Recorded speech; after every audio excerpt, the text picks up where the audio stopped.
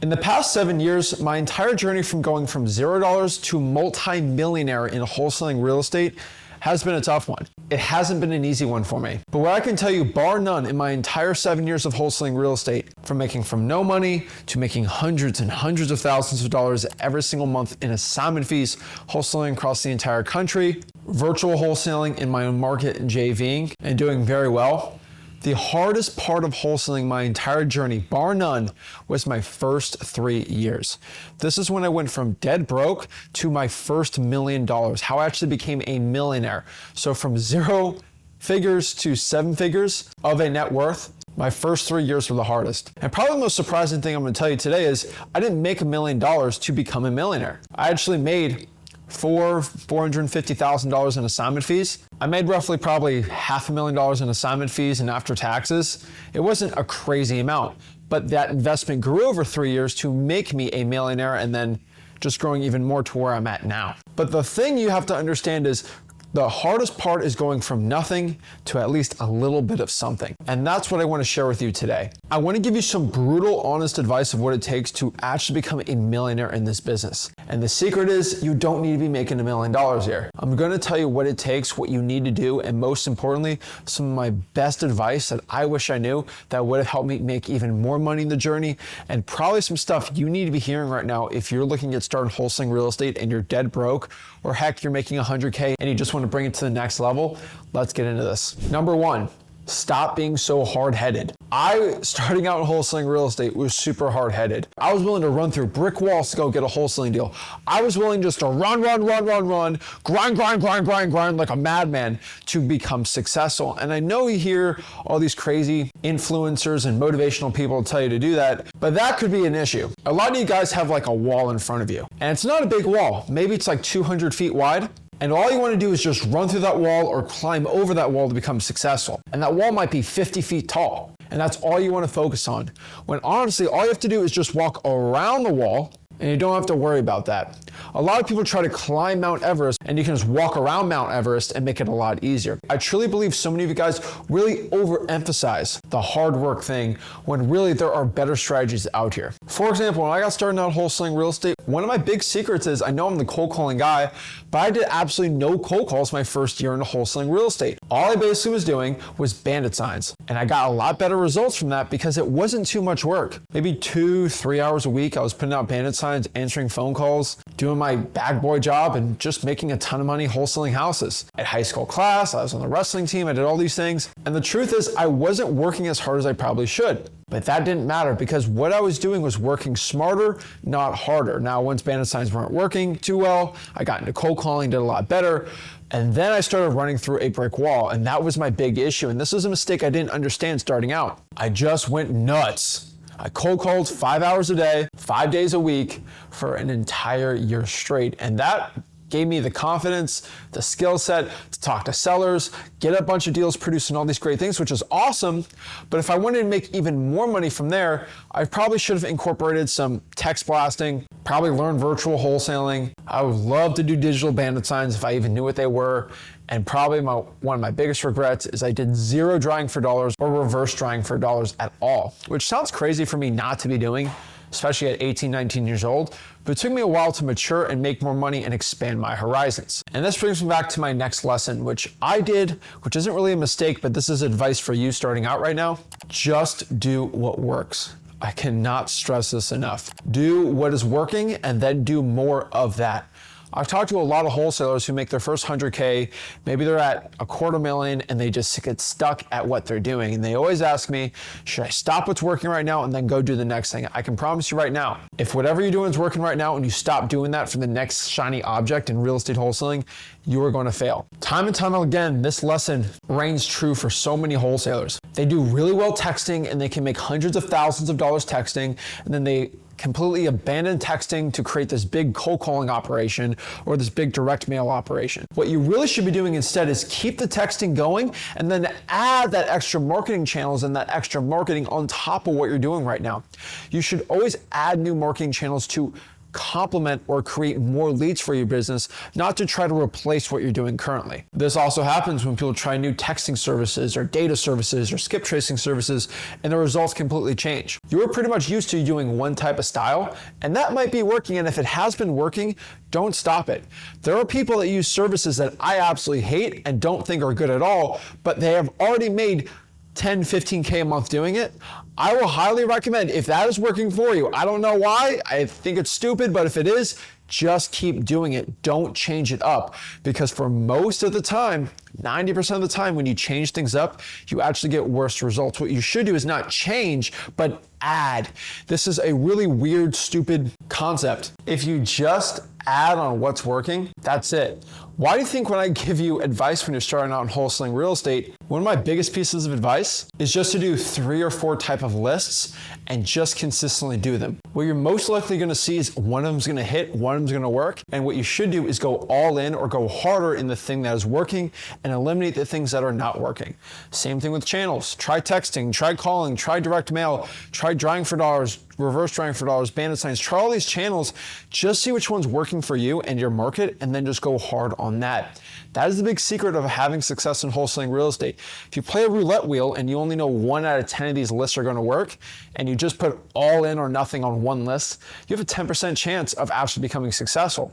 If you flirt around with a little bit and see which one's actually working and go hard on the ones that's working, you'll actually end up having success. The next one that's super important, you need to be in the right market. I think so many wholesalers get into wholesaling real estate and they actually become a victim of their market. Their marketing might be perfect. They might have the perfect scripts, the best lists, the best skip tracing, the best softwares, all these great things, but they are frankly in the wrong market.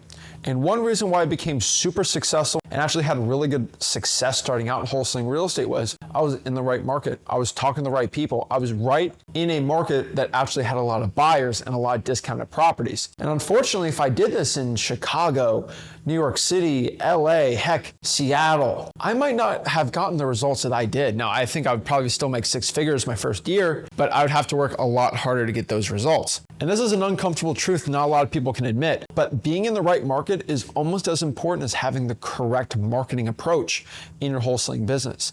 So many people focus on the perfect marketing, but they just might be in a sucky market. I say this for everyone in Broward County or South Florida, Miami. You probably should pick a virtual wholesaling market. Now, you can make it work, but I would say it's better to go virtual. And I just had a conversation with someone from San Diego about this. Like, come on, like, yes, you can theoretically make it work in San Diego, but your chances of actually making 100K in your first year increases drastically if you just virtually wholesaled in Dayton, Ohio, or Chattanooga, Tennessee. Now, the next lesson is something I need to tell you straight up. Nobody cares. And what I mean by that is nobody cares. Nobody cares what you're doing. Nobody cares your struggles. Nobody cares how tired you are. Nobody cares about how difficult things are in your life right now. I can tell you from 100% certainty, for most people, nobody cares. And that should be very empowering for you. The fact that nobody cares means that if you mess up, nobody's gonna care, which is a very, very empowering thing I could say.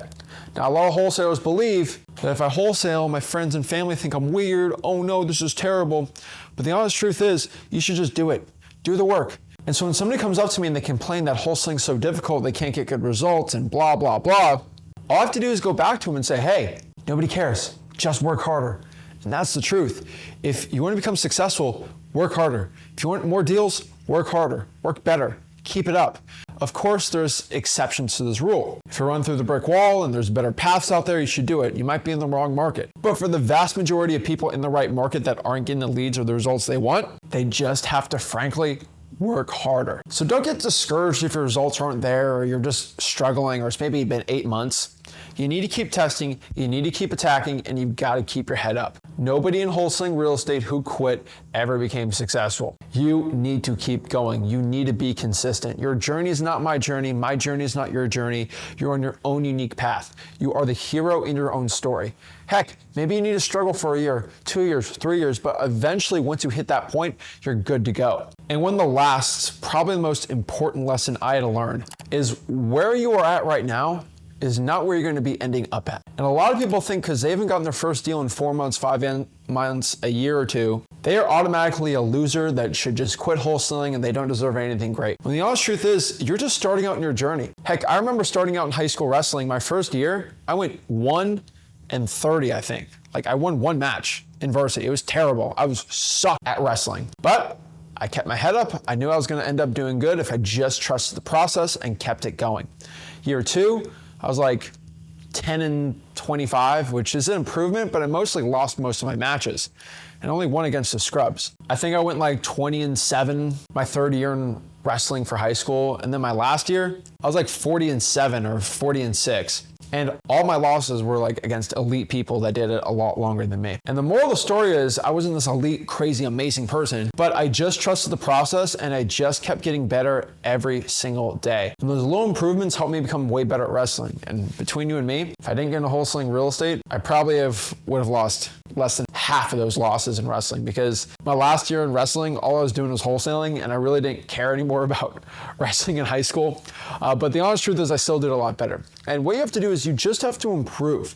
You don't need to be this massive state champion wrestler to be the best. You just got to be better every single day and the results will follow. Same thing in wholesaling real estate. You do not have to become a millionaire in your first 3 years. Become a millionaire in your first 10 years, 15 years, 20 years. Just stack up that cash and keep it going. That's what I did. I didn't make millions of dollars. I made hundreds of thousands, put it in the right investments, real estate, things that actually went up in value, stocks, all those things, and they increased like crazy. And that let me become a millionaire by 20 years old, which absolutely changed my life. The hard work was worth it. The dedication was worth it. There's no hard lesson or advice I can tell you that you probably haven't heard from me before. Yes, I struggled. Yes, I sacrificed like crazy. Yes, I put my complete all into wholesaling real estate, and I have zero regrets about it. Of course I missed out talking to my friends. Of course I missed out going on dates and all these great things my first 3 years in wholesaling. I did not care. All I wanted to do was become successful and become a millionaire. That was my goal. I set it out and I had laser focus and tunnel vision. Now I'm not saying you should do the same thing. If you have kids, a girlfriend, boyfriend, whatever it is, don't completely ignore your family and things like that. I didn't ignore my family, but I was a lot more distant from them when I was in my journey and grind season. Now I can look back, take my family out anywhere they want, go on any jet skis with them, boating, all these great things, because I was willing to make the sacrifice. And this is what you should be doing too. Create a sacrifice, make the sacrifice, and go after it. You do not have to sacrifice everything, but I will say you should be sacrificing some stupid stuff. Your Netflix, your TikTok, your social media. Most of this stuff is absolutely toxic. Heck, you're watching this on YouTube right now, which is definitely a good thing, but it also can be a very bad thing. For example, you have to eat food to survive. And that's a problem because just eating food can be burgers, cheeseburgers, and things that are really bad for you, or you can actually eat really good food. Unfortunately, you're gonna have to have good food and a good diet to be healthy. Same thing with you on YouTube right now. You need a good diet of good videos, motivational videos, videos to lift you up, educational videos, things that you can learn and become better. Watching something like this is definitely going to be good. But probably in the bottom of this video, there's a funny cat video right now that you want to click on really bad. No one cares who J-Lo or Taylor Swift is dating. It's all about how you're going to become successful. Make the sacrifice, do the work, trust the process, and you will get rich. This is what I did. This is what exactly you can do for wholesaling success. If you want to learn wholesaling real estate for free, I do have a free wholesaling course. It's called freewholesaling.com. Remember, if you got any value from this video, do me a favor. Make sure you smash the like button, subscribe, and I'll see you soon. This is Zach Ginn signing out. Have a blessed one.